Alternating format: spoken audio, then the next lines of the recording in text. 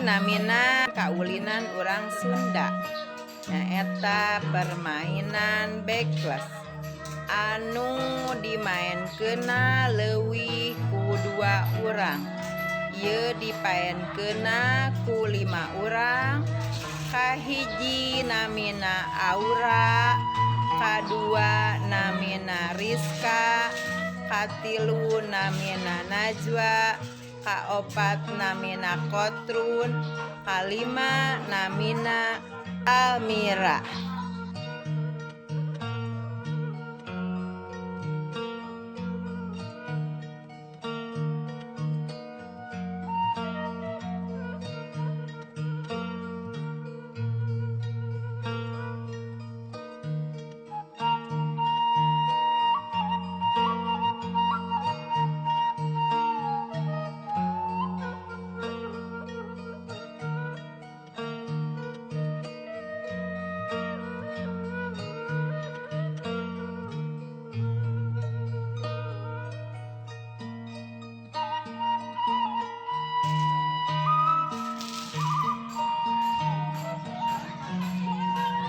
Bekles ieu dipaenkeunna ku 5 urang.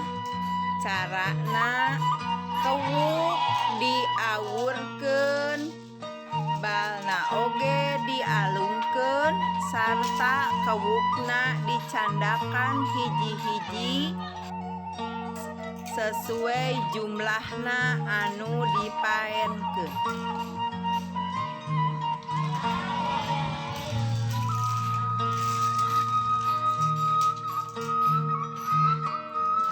Saentos mihiji ayeuna dilajengkeun kana mi 2 nyaeta nyandakan kewukna sakali ngarawu 2. Saterasna nyandakan kewukna 3.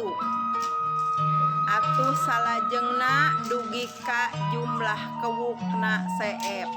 Teras aya minangkar.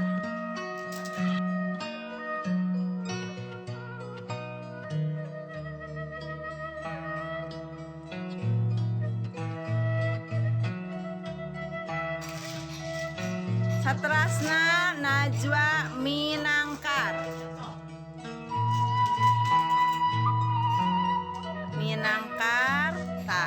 Minangkar ieu sami dicandakanna hiji-hiji kewukna.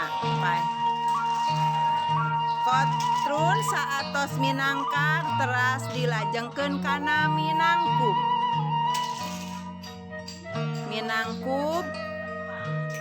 Minangkub oge sami dicandakanna hiji-hiji sesuai sareng jumlah kewukna anu dipaenkeun.